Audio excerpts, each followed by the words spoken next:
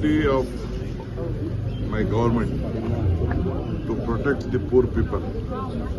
So whatever this deed has been done under the government has already set right. We are making an ordinance.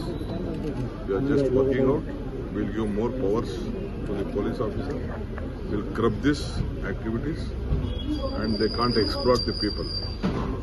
So they are taking law into their own hands, which is false. So we are taking action on it. So the ಎಚ್ಚರಿಕೆ ಕೊಟ್ಟರು ನಿಲ್ತಾ ಇಲ್ಲ sir, ಕಿರುಕುಳ ಕೊಡೋದು. ನಮ್ಮ ಸರ್ಕಾರ ಯಾರು ಅನೇಕ FIRಗಳಾಗಿದೆ. ಬೀದರು, ಬೆಳಗಾಮು, ಮೈಸೂರು, ಬೆಂಗಳೂರು, ರಾಮನಗರ ಎಲ್ಲ ಕಡೆನೂ ಕೂಡ ಆಗಿದೆ. ಎಲ್ಲದಕ್ಕೂ ಕೂಡ ಪರಿಶೀಲನೆ ಮಾಡಲಿಕ್ಕೆ ಈಗಾಗಲೇ ನಮ್ಮ ಮುಖ್ಯಮಂತ್ರಿಗಳು ಆದೇಶ ನೀಡಿದ್ದಾರೆ.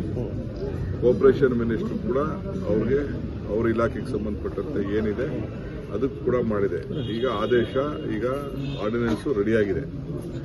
ಈಗ ಕೂಡಲೇ ಚೀಫ್ ಮಿನಿಸ್ಟರ್ ಕೂಡ ಸದ್ಯದಲ್ಲೇ ಇವತ್ತು ನಾಳೆಲೆ ಗವರ್ನರ್ಗೆ ಹೋಗ್ತಾ ಇದೆ. ನಮ್ಮ ಬಡವ್ರನ್ನ ರಕ್ಷಣೆ ಮಾಡಬೇಕು, ಹಾಗಂತ ಅವ್ರಿಗೆಲ್ಲ ಎಕ್ಸ್ಪ್ಲಾಟ್ ಮಾಡ್ಲಿಕ್ಕೆ ಸಾಧ್ಯ ಇಲ್ಲ. ಬಡ್ಡಿ ಥರದಲ್ಲಿ ಮೀಟರ್ ಬಡ್ಡಿ, ಆ ಬಡ್ಡಿ, ಈ ಬಡ್ಡಿ ಮಾಡಿಕೊಂಡು ರೌಡಿಗಳನ್ನ ಬಿಟ್ಬಿಟ್ಟು ಎದರಿಸಿ ಮಾಡಿ ಇವೆಲ್ಲ ನಡೀತಾ ಇರೋದು ನಮ್ಮ ಗಮನಕ್ಕೆ ಬಂದಿದೆ. ಪ್ರತಿ ಜಿಲ್ಲಾ ಕಚೇರಿಯಲ್ಲೂ ಕೂಡ ಒಂದು ಹೆಲ್ಪ್ಲೈನ್ ಕೂಡ ನಾವು ಮಾಡಿದ್ದೀವಿ. ನಾನು ಎಲ್ಲ ಕಾರ್ಯಕರ್ತರಿಗೆ, ಎಲ್ಲ ಪಾರ್ಟಿ ಕಾರ್ಯಕರ್ತರಿಗೆ ನಾನು ರಿಕ್ವೆಸ್ಟ್ ಮಾಡ್ಕೊಳ್ತೀನಿ, ಅಂಥದ್ದು ಎಲ್ಲೆಲ್ಲಿ ಹ್ಯಾರಾಸ್ಮೆಂಟ್ ಇದೆ ದಯವಿಟ್ಟು ನಮ್ಮ ಜಿಲ್ಲಾಧಿಕಾರಿಗಳ ಹೆಲ್ಪ್ಲೈನ್ಗೆ ತಿಳಿಸಿ. ನಮ್ಮ ಪೊಲೀಸ್ ಅಧಿಕಾರಿಗಳು ಮತ್ತು ನಮ್ಮ ಡೆಪ್ಟಿ ಕಮಿಷನರ್ಸು ಸದ್ಯದಲ್ಲೇ ಚೀಫ್ ಮಿನಿಸ್ಟರ್ದು ಸ್ವಲ್ಪ ರೆಸ್ಟ್ 1-2 ದಿನ ಆದಮೇಲೆ SP DC ಗಳಿಗೆ ಒಂದು ಪ್ರತ್ಯೇಕವಾದಂಥ ಸಭೆನೂ ಕೂಡ ನಡೆಸಬೇಕು ಅನ್ನೋದು ಕೂಡ ನಾವೆಲ್ಲ ಚಿಂತನೆ ಮಾಡಿದ್ದೀವಿ. ಇದಕ್ಕೇನು ಬೇಕೋ ನಾವು ರಕ್ಷಣೆಯನ್ನು ನಾವು ಮಾಡ್ತೀವಿ. ಆರ್ಡಿನೆನ್ಸ್ ಆದಷ್ಟು ಜಲ್ದಿ ಹೋಗ್ತದೆ. ಕ್ಯಾಬಿನೆಟ್ ಅಲ್ಲಿ ಮೊನ್ನೆ ಎಲ್ಲ ತೀರ್ಮಾನ